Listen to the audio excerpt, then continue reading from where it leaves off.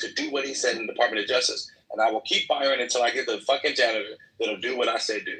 And I don't mind. So you let me know. This recently happened with Attorney General Bondi in the Southern District of New York's office, I believe, the Public Integrity Unit. I will keep firing until I find somebody to do what I said done, what I want done. Keep trying me, and I'll keep firing because I have the power to do so. And these people will sue, and the person that does it doesn't care because it's not their money. So the shorter answer, I'm sorry, and that may be why it gets lost among the points, is that yes, the president can do these things. Has it been done via executive order? I do not think ever has been done. Via gentlemen's agreements, yes. I mean, that's nothing new. People in power deciding to penalize someone. If you're the Speaker of the House and you don't like a certain a lobbying firm, I bet you $5 to a dime, that lobbying firm will not be in any club points. Because why? I'm the Speaker of the House, and I dictate how the House is ran. And that's what I choose to do. That's my prerogative. And it has happened throughout history, right? But never via executive.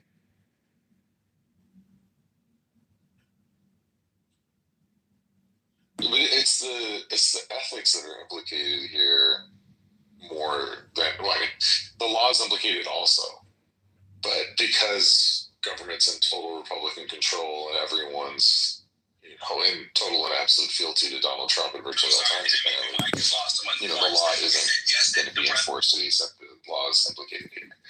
So to me, this is more a question of ethics, and is this an acceptable action by the Trump administration or not?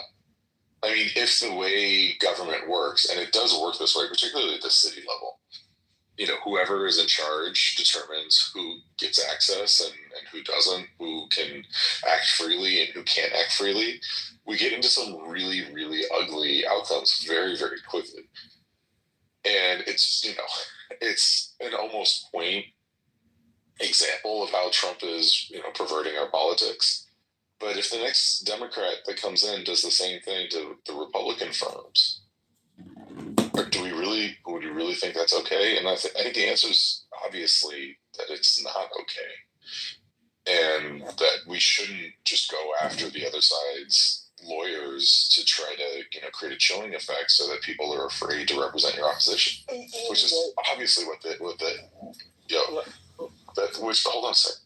Which is obviously what the implication is here. And Your Honor, the other thing that I didn't mention is that in the executive order, it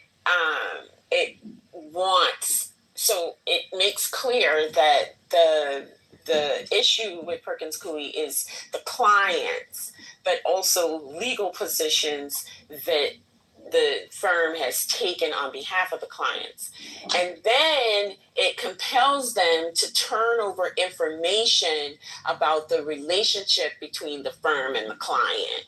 And so that's another part of it that's really problematic. And all of this could be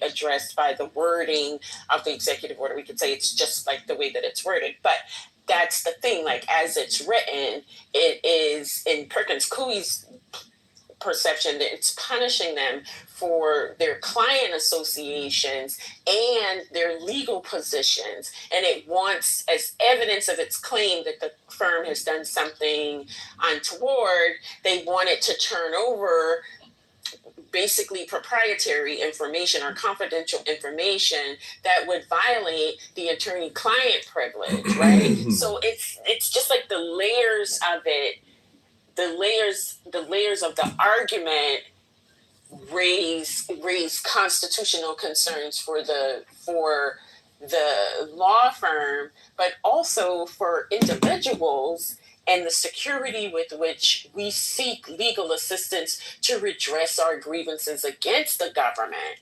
right? Because if lawyers are afraid to contest the government, then that leaves me, a citizen who has a matter that requires redress, that leaves me very little avenue. And that's my First Amendment as well. So anyway. I just wanted to say, to Your Honor's point, I hate to sound so sad, but this is part of why I decided to not, while I'm dipping my toe back into talk about the federal government, I decided not to talk about them for a long time since the election.